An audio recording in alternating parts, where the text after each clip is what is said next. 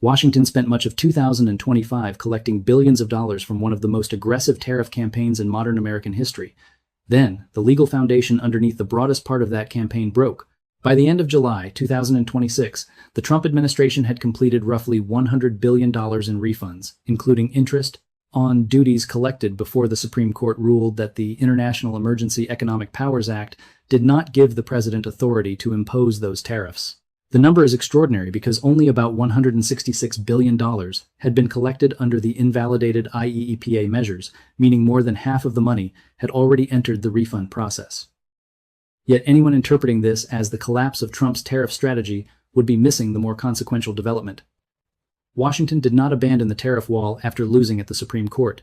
It began rebuilding that wall under different laws. The reversal began on February 20th when the Supreme Court ruled 6-3 against Trump's use of IEEPA for his sweeping reciprocal and fentanyl-related tariffs.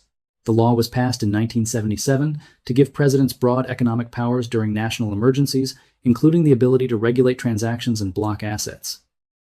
Trump had interpreted those powers to include tariffs on imported goods, allowing the administration to change tariff rates quickly without going through the slower processes associated with traditional trade statutes. The court rejected that interpretation.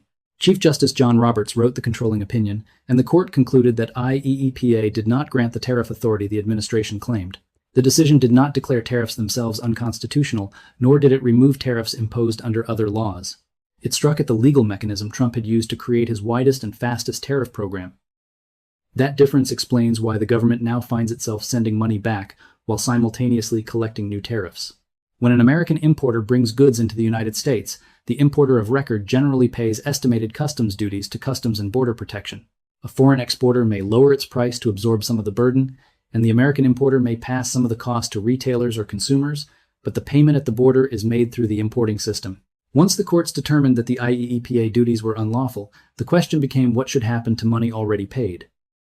The Court of International Trade eventually ordered CBP to establish an administrative process to refund IEEPA tariffs broadly, rather than limiting relief only to companies that had filed their own lawsuits.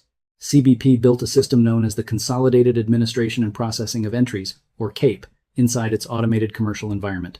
The process began operating in April, and was designed to handle large numbers of entries rather than forcing the government to recalculate every shipment through separate litigation.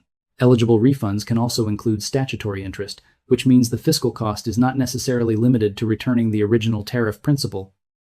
By the end of July, customs officials said approximately $100 billion in duties plus interest had been certified and sent to the Treasury Department for disbursement.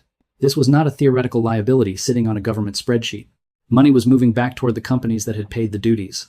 That distinction produced immediate political controversy because households that ultimately experienced higher prices from tariffs do not automatically receive checks.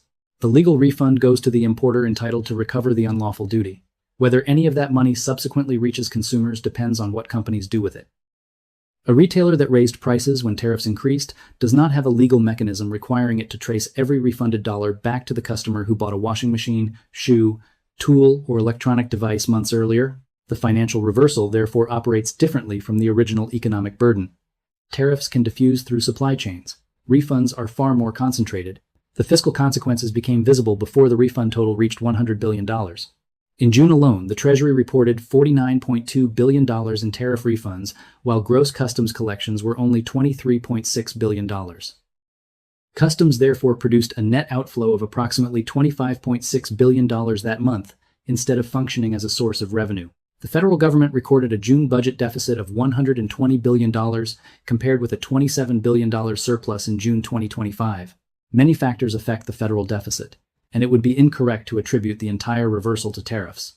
But the refund surge materially reduced receipts. May had already produced roughly $22 billion in refunds, bringing the combined May and June total to about $71 billion before the larger July figure became known. This creates a striking reversal in the politics of tariff revenue. During the earlier phase of Trump's trade campaign, administration officials frequently presented rising customs receipts as evidence that the tariff strategy was generating substantial income while pressuring trading partners. Tariff revenue was also discussed as one possible offset against other federal fiscal pressures. The Supreme Court decision exposed the weakness in counting disputed collections as permanent revenue. If a duty is ultimately held unlawful, the Treasury may have to return the money and potentially pay interest on top of it. What looked like revenue in one fiscal period can reappear later as an outflow. The broader lesson extends beyond this particular case. Legal authority is part of tariff economics. A tariff rate matters, but so does the durability of the statute supporting it. Businesses need to know whether a duty will remain in place long enough to justify moving factories, rewriting contracts, or replacing suppliers. Governments need to know whether collections are truly available to finance spending. Markets need to price not only the tariff itself, but also the possibility that a court may erase it. Trump responded to the Supreme Court defeat almost immediately. On the same day as the ruling, he announced a temporary 10% import surcharge using Section 122 of the Trade Act of 1974.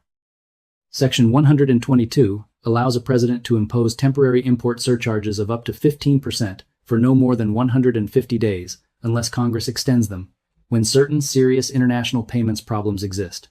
Trump's proclamation argued that the United States faced a large and serious balance of payments deficit and imposed the new 10% surcharge beginning February 24. The administration exempted numerous categories, including certain critical minerals, energy products, pharmaceuticals, electronics, vehicles, and some agricultural goods. Unlike the IEEPA theory rejected by the Supreme Court, Section 122 explicitly mentions import surcharges, but it comes with a critical limitation: time. The tariff could last only 150 days without congressional action. The Section 122 strategy also encountered legal resistance. In May, a divided court of international trade ruled against the administration's use of the statute in litigation brought by several plaintiffs, although the immediate effect of that decision was limited to the parties before the court, while the government appealed. By then, Washington was already preparing another route. Section 122 was useful as a bridge because it could restore a broad tariff quickly after the Supreme Court removed IEEPA authority. But it was never a permanent solution. Its 150-day clock was scheduled to expire on July 24. The more important replacement was being built through Section 301 of the Trade Act of 1974, a statute with a far longer history in American trade policy and one the United States had already used extensively against China. Section 301 works differently from an emergency declaration. It authorizes the United States Trade Representative to investigate foreign acts, policies, or practices considered unreasonable, discriminatory, or harmful to U.S. commerce, conduct consultations and hearings, assemble an administrative record, and then impose responsive measures when statutory requirements are met. That process is slower, but the resulting tariff structure may be considerably harder to attack because it rests on a statute written specifically to address unfair foreign trade practices. After the Supreme Court ruling, USTR accelerated investigations into issues ranging from structural industrial overcapacity to failures by trading partners to prohibit goods produced with forced labor. In March, the agency opened excess capacity investigations involving major economies including China, the European Union, Mexico, Japan, Korea, India, and Vietnam. The first major replacement arrived in July. USTR imposed new Section 301 duties on imports from 60 economies, arguing that those governments had failed to establish or effectively enforce adequate prohibitions on importing goods produced with forced labor. Depending on the economy and product, rates generally landed around 10% or 12.5%, with important exemptions and adjustments. Argentina, India, Mexico, Canada, and several others received a 10% Section 301 rate. For Japan, South Korea, and Switzerland, the structure generally brought covered products to a combined 12.5% level when existing most favored nation tariffs were below that threshold. The European Union and Taiwan were generally structured around a 10% threshold. Other investigated economies faced the 12.5% rate. These duties took over just as the temporary Section 122 tariff expired, effectively allowing Washington to preserve a broad tariff floor while changing the legal justification beneath it. The scale was remarkable. USTR said the forced labor actions covered trading partners responsible for approximately 99.4% of U.S. imports. Although hundreds of product exemptions meant the practical coverage of individual goods varied significantly, the administration also preserved other tariffs that the February Supreme Court decision never touched. USTR emphasized immediately after the ruling that existing Section 301 tariffs on China remained in place, with rates ranging from 7.5% to 100% depending on the product, while Section 232 tariffs on strategic sectors continued at rates ranging from roughly 10% to 50%. According to USTR, those existing Section 301 and Section 232 measures together covered around 30% of U.S. imports even before the new replacement system was fully developed. This is why the phrase, "Supreme Court killed Trump's tariffs," is incomplete. The court killed a particular legal theory supporting some of the administration's widest tariffs. It did not erase America's entire tariff structure, and it did not remove Congress's ability to delegate tariff authority through other statutes. Trump's response has been to move from a model based heavily on emergency presidential power toward one built from several separate laws, each tied to a specific justification. Section 232 can be used for national security concerns. Section 301 can target unfair trade practices. Section 122 can provide temporary action under qualifying balance of payments conditions. Section 338, another older statute, has been revived in disputes such as the current confrontation with Canada. The result is not one tariff wall supported by one pillar. It is a wall being reconstructed from many legal pillars. That may actually make the system harder to reverse with a single court decision. One statute can fail while others remain. One product category can be exempted while another stays protected. One country can negotiate an agreement while another faces a separate investigation. This fragmented structure is more complicated for businesses, but complication can increase durability because no single lawsuit necessarily removes everything at once. The cost is predictability. The IEEPA tariffs were extraordinarily broad, but conceptually simple. A presidential emergency order could change tariffs across countries quickly. Section 301 requires investigations, country findings, hearings, and product rules. Section 232 revolves around national security determinations. Agreements with individual countries can modify rates. Businesses are therefore moving from one form of uncertainty to another. Instead of asking whether the Supreme Court will invalidate the entire tariff program, they now must track dozens of separate investigations, exemptions, negotiated caps, and statutory authorities. A company sourcing the same component from China, Japan, Mexico, and Vietnam can face different legal rationales and different rates for each route. That complexity has its own economic cost. Supply chain managers must model not only prices and transportation but also legal exposure. Importers must decide whether a tariff is temporary, likely to survive litigation, or likely to be replaced by another tariff before they have time to move production. The $100 billion refund demonstrates why those decisions matter. Imagine a company paid $20 million in IEEPA tariffs, raised prices, delayed investment, and began qualifying a more expensive supplier outside the affected country. Months later, it receives a refund with interest. The original supply chain may already have been disrupted. Contracts may already have changed. Customers may already have paid higher prices. Workers may have been hired at one factory and dismissed at another. Returning the money cannot reverse every commercial decision triggered by the tariff. This is one reason tariffs can have lasting effects even when they are temporary or later invalidated. Infrastructure and sourcing respond to expectations, not merely to final court judgments. The same principle applies to foreign governments. Countries negotiated with Washington while IEEPA tariffs were in force because access to the American market was valuable and the cost of waiting for litigation was uncertain. Some made investment commitments, changed import rules, or offered concessions. When the Supreme Court later removed the legal authority, those negotiations did not vanish. Washington simply shifted to new statutes and continued bargaining. The political leverage had already affected behavior. That is the strongest argument administration supporters can make when confronted with the $100 billion refund figure. They can argue that tariff policy should not be measured solely by net customs revenue. If tariffs produce manufacturing investment, force trading partners to open markets, change supply chains, or generate agreements favorable to U.S. exporters, then some strategic value can remain even if a particular legal mechanism fails. They can also point out that the Supreme Court ruling did not question Congress's ability to authorize tariffs through established trade laws, and that the administration is now relying more heavily on those authorities. There is a serious counter-argument. The refund episode shows the danger of using aggressive legal interpretations before the courts have established their limits. Businesses spent more than a year making decisions around tariffs that were ultimately invalidated. Importers transferred enormous sums to the Treasury and then had to navigate a refund system to recover them. Government revenue projections became less reliable. Foreign governments negotiated under measures that later disappeared. The administration then introduced replacement tariffs under new rationales, forcing companies to update their models again. Even if the new tariffs survive, the process itself creates uncertainty that can discourage investment. A company deciding where to build a factory wants to understand rules over 10 or 20 years, not 10 or 20 weeks. There is also the question of who really paid. Trump has frequently presented tariffs as money extracted from foreign countries, but the legal collection occurs from importers at the U.S. border. Economic incidence is more complicated because foreign suppliers can absorb part of the cost through lower prices, importers can absorb part through reduced margins, and consumers or downstream businesses can bear part through higher prices. The refunds reveal the legal side with unusual clarity. Treasury is not mailing $100 billion to foreign governments. It is refunding importers and other eligible claimants that paid the unlawful duties, with interest where required.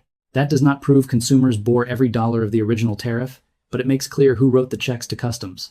The fiscal story is equally nuanced. $100 billion is enormous. Yet the United States continues collecting substantial customs revenue under tariffs that remain lawful or have not been invalidated. Fiscal year-to-date customs receipts after refunds were still $163 billion through June, compared with $108 billion in the same period of fiscal 2025. The tariff revenue story therefore did not move from massive income to zero. It became more volatile. Some collections are flowing in under Section 232, Section 301, and other authorities, while IEEPA money flows back out. A Treasury statement showing billions in tariff revenue can now sit beside another line showing tens of billions in refunds. That volatility may continue because the administration has made clear that the July Section 301 tariffs are not the end of the process. USTR is still pursuing investigations into structural overcapacity across major manufacturing economies, and Ambassador Jameson Greer has indicated that additional measures could follow. Reuters described the July forced labor tariffs as only the beginning of a more durable phase of the trade campaign, one relying on statutes with deeper histories of surviving litigation. The tariff wall that emerges from this process may be less dramatic than the original Liberation Day structure because rates can vary by country and product, but it may also prove more difficult to remove. The sequence is therefore more important than any single headline. First, Trump used IEEPA to impose tariffs rapidly and broadly. Importers paid roughly $166 billion under measures later invalidated. The Supreme Court ruled on February 20 that IEEPA did not authorize those tariffs.